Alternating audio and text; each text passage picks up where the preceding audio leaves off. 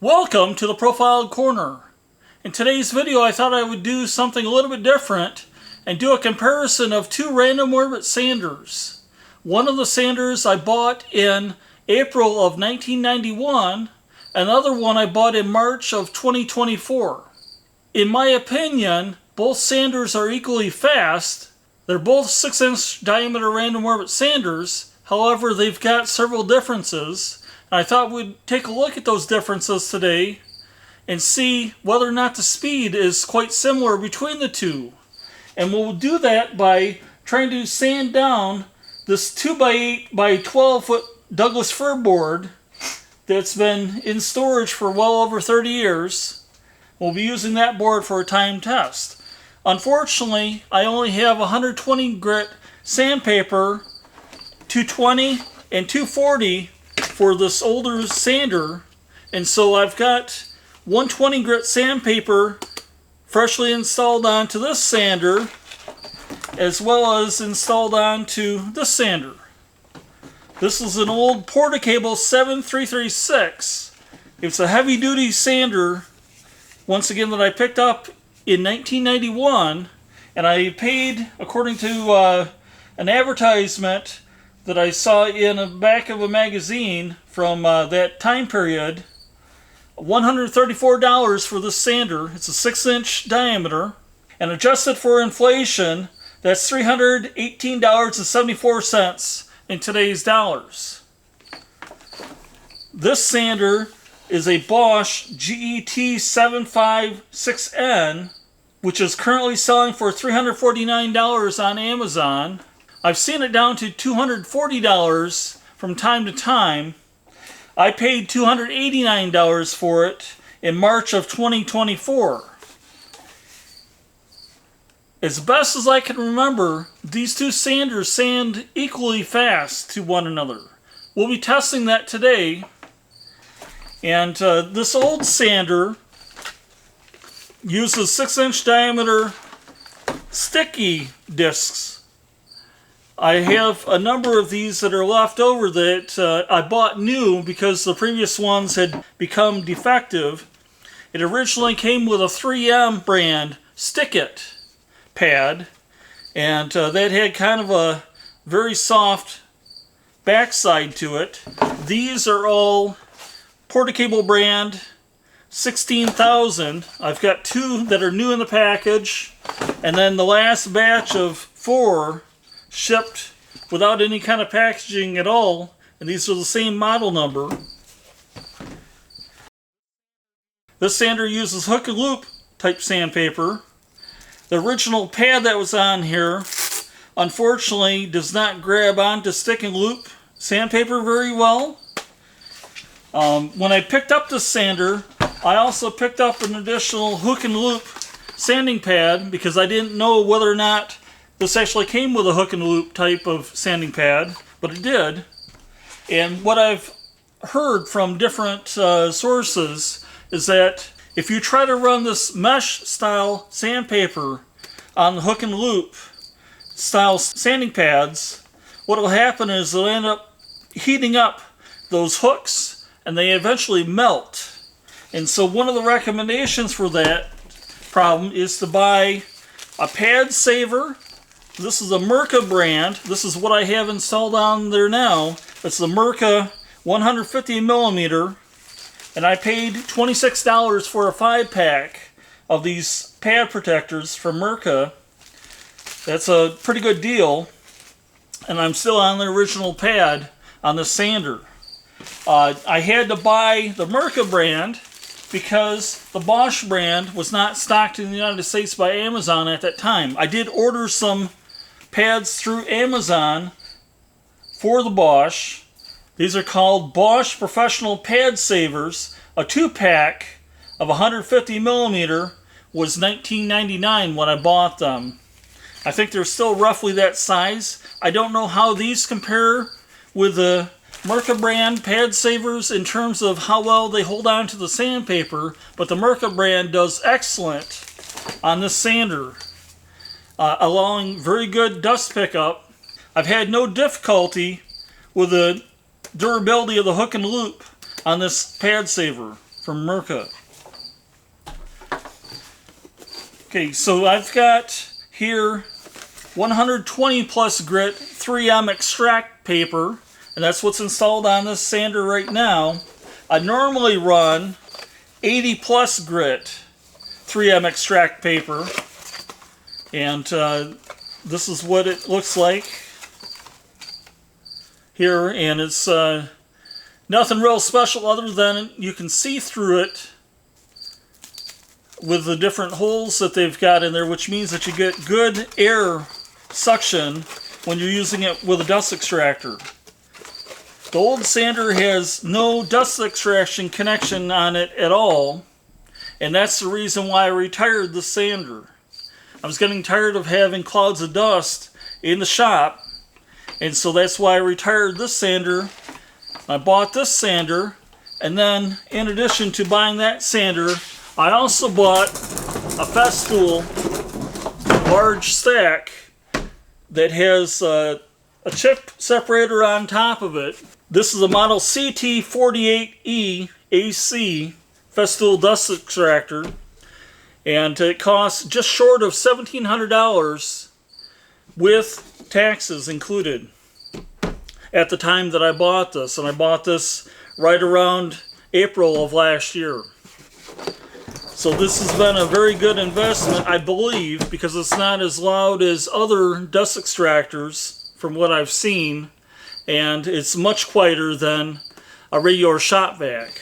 Okay, so we've gone over the different sanders here a bit. I don't know what the orbital pattern of this sander is, or of the Bosch. I do believe that they're roughly as fast as one another. They're both 6-inch sanders. The old Porta-Cable has an issue that if you allow it to run without being under load, this pad will spin extremely fast. And as soon as it makes contact with the wood, assuming you have it off the wood when you power it on, it'll actually leave a large gouge in the wood. And that's undesirable. One thing that I've noticed is that the Bosch doesn't do that. If you have this off the wood when you power it on, this pad does not spin somehow. I'm not sure how they've got the brake implemented on it, but it doesn't spin at all until it makes contact with the wood.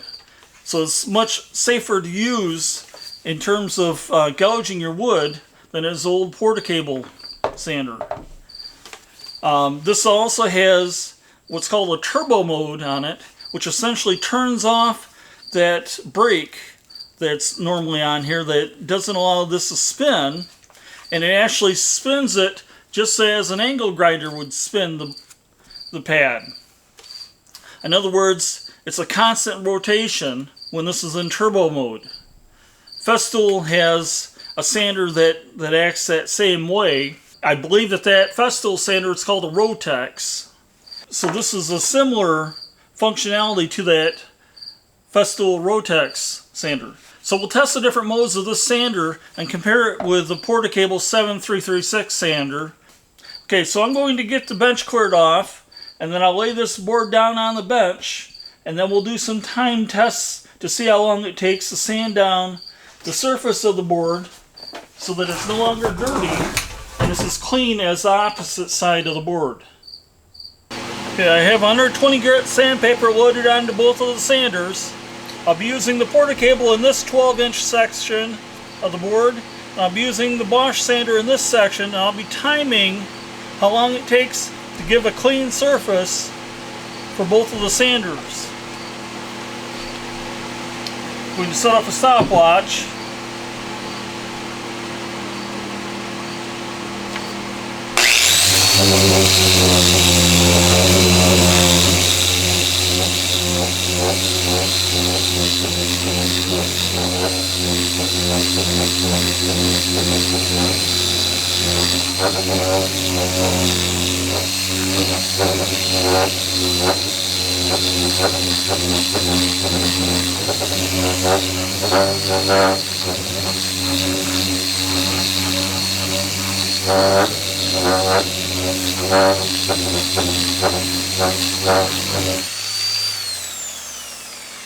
And that was 35 seconds.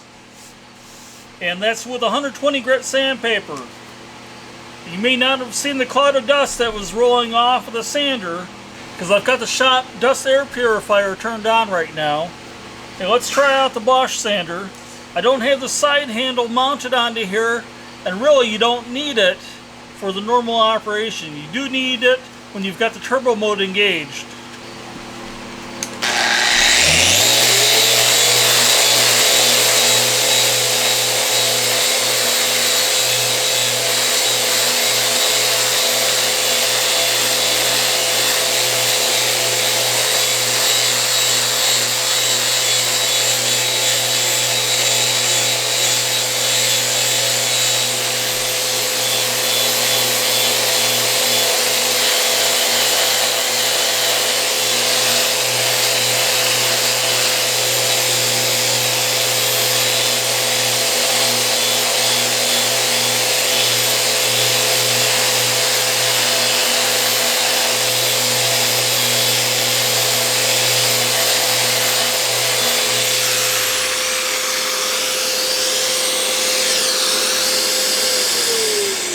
That was 50 seconds approximately for the same result in terms of how well it sanded down.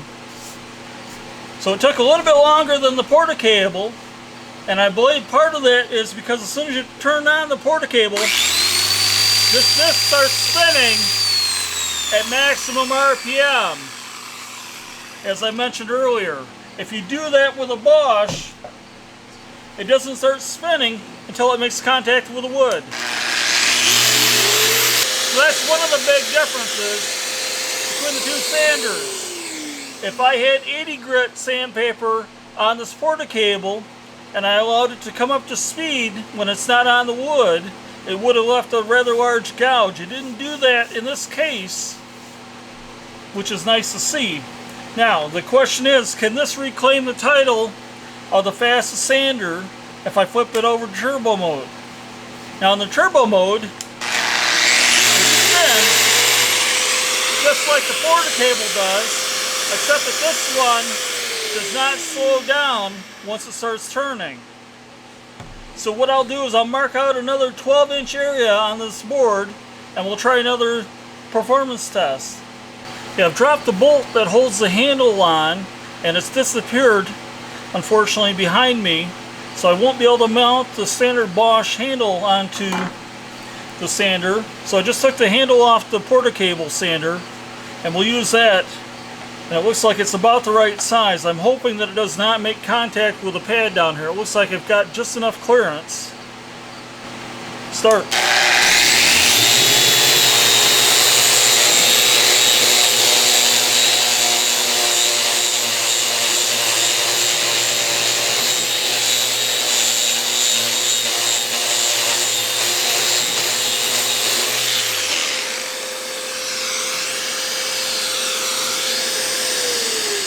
That was 18.8 seconds. So that's quite a bit faster than the porta cable, as well as quite a bit faster when the sander is operating in normal mode, and that was with 120 grit sandpaper on the sander. If I had 80 grit on here, which is what I normally run, that would have sanded even faster. So that's kind of an interesting comparison. I didn't realize that this is actually slower than the porta cable in normal mode, but it's quite a bit faster when it's in turbo mode than the porta cable. Okay, that's all for today. Thanks for watching. Bye.